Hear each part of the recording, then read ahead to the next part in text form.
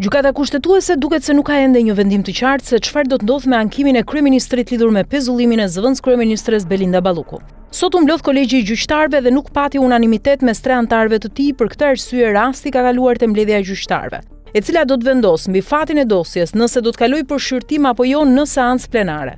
Vetë gjykata kushtetuese ka dalë me një njoftim të fundit për mediat, por pa dhënë datë se kur do të merret vendimi i mbledhjes së gjyqtarëve. Në vijim të njoftimit të mëparshëm për çështjen me kërkues kryeministri i Republikës së Shqipërisë, gjykata bën me dije si vijon. Kolegji i gjykatës u mblodh sot në datë 2/12 sipas planifikimit për shqyrtimin paraprak të kërkesës. Kolegji vendosi kalimin e çështjes në mbledhjen e gjyqtarëve për të vlerësuar nëse plotësohen bashkërisht të gjitha kriteret e pranueshmërisë së saj për shqyrtim në seancë plenare në përputhje me nenin 31 të ligjit organik të gjykatës kushtetuese dhe nenin 24 të rregullores për procedurat gjyqësore. Vendimarrja e mbledhjes së gjyqtarëve do të njoftohet rregullisht në faqen zyrtare të gjykatës kushtetuese, njofton kjo e fundit.